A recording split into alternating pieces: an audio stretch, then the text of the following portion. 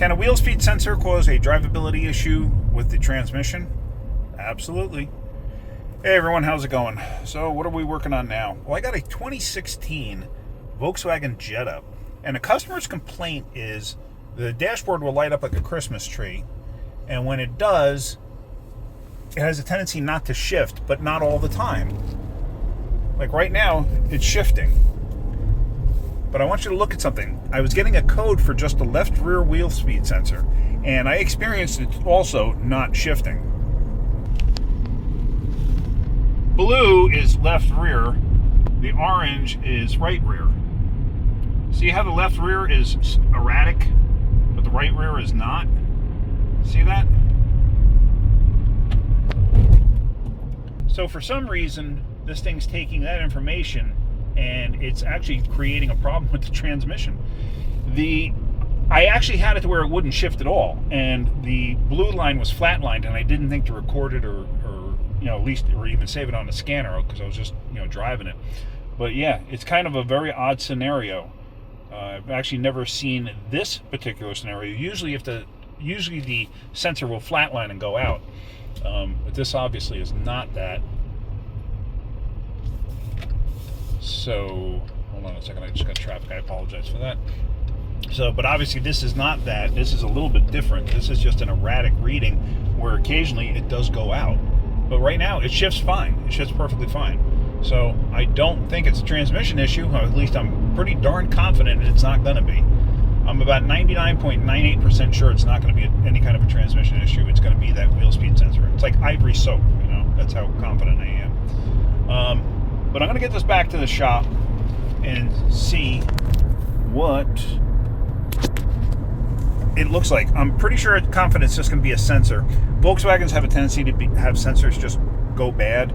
Like I said, I've never seen one do this. I've never seen one get erratic. Like, that's erratic. So let me get back in the shop. I'm going to put it up on a lift and take just a quick look. It's probably not the tone ring either.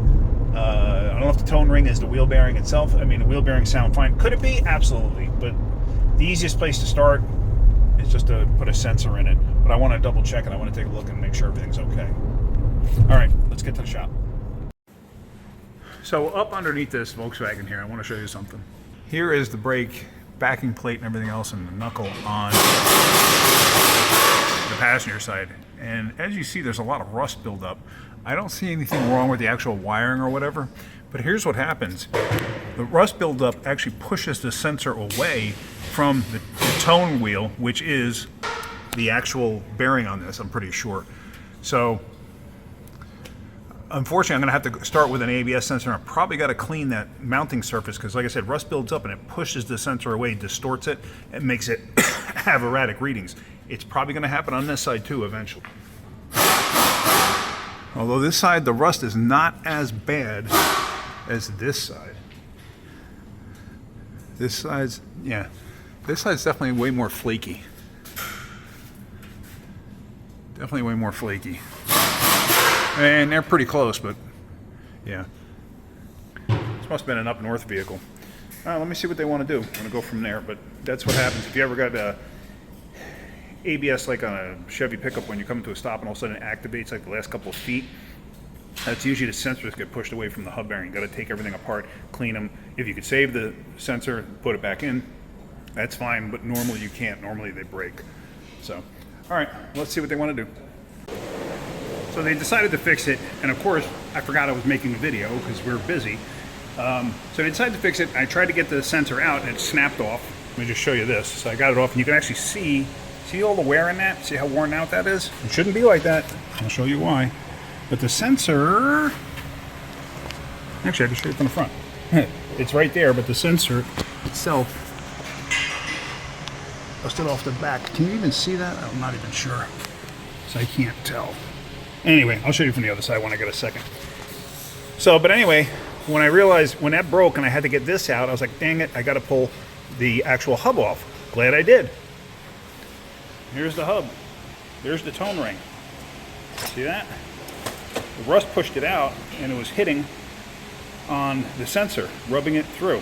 So it destroyed the sensor itself also. So this has to get replaced, and the sensor has to get replaced. So all I'm going to do is get a hammer and punch and just drive that through now that the other end is broken off. Like I said, I can't... Yeah, let me just get a hammer and punch and knock that through. Alright, so really all I'm going to do is just take a hammer and punch. And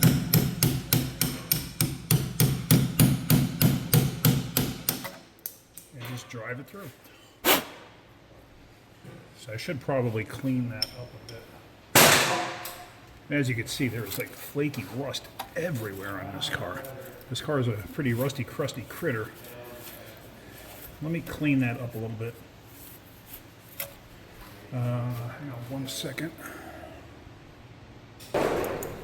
Alright, so what I have here is one of these. It's actually a porting tool. And you can get these things Amazon, you can get them from like Jags or Summit. They're also used for cylinder head porting. So all I'm going to do, I know you kind of can't see that, but see the hole right there? See how rusty, crusty it is? I'm just going to stick that in the hole.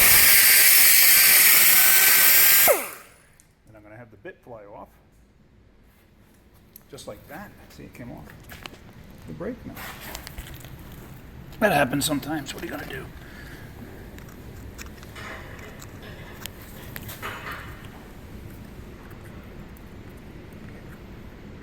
And it's just like a tapered screw that holds it in place.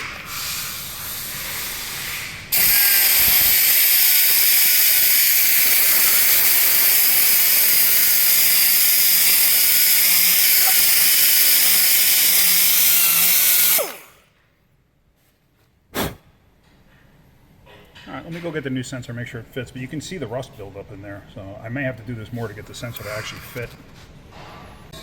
All right, so the new sensor will still not fit through the hole. There's too much rust.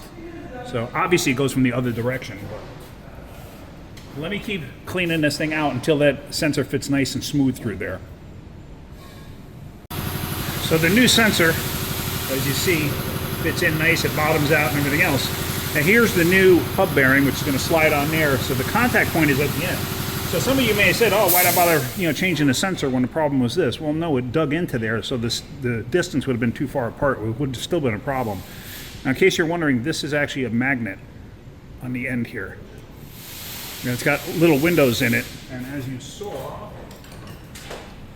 with the original one, you can actually see the details of the little windows in there.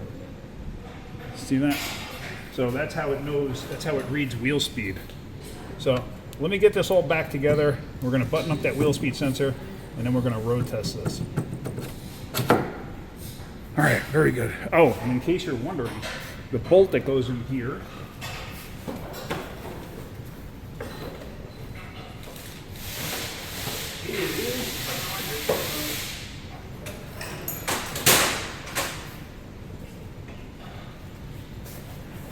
that's a 28 millimeter triple square. So amazingly enough, I didn't have one. Rob did. He has an Icon. So, because he, for some reason, likes German vehicles. All right, so I got it all together. Obviously, I'm on a road test with it right now. I forgot to show you, though, the torquing net new bolt down on the hub there. That thing gets torqued. It was tight as all get out. Tightening it down, it's 180 Newton meters and then 180 degrees. Yeah, that was not fun achieving that torque. But woo, man, that thing was tight. Anyway, you'll never achieve that with a gun, so don't think about tightening that with a gun and thinking it's going to be okay, because you'll never achieve that. But yes, on the road test, everything's fine. No lights coming back on, no nothing. And if you look at the scanner, you can see how it's nice and smooth now. Both sides are nice and smooth, everything's good. So I'm happy with that. So yes, think about it. A hub bearing, wheel speed sensor causes a shifting concern. It does happen. It does happen. Very strange, but it does happen. Anyway, that's it. All right. Well, hopefully you get something out of my videos. If you are, hit that like button. If you could, please subscribe. If you look down in the description, you will see I have links to Amazon products, and they're products that I personally use. You've seen me use on the channel. If you just give it a click, that helps me out.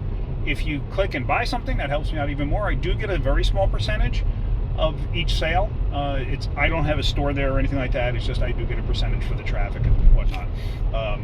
Only if you buy, that is. But if I get traffic, then that helps too. Just it shows that I have traffic. All right, guys. Have a great day. Keep wrenching.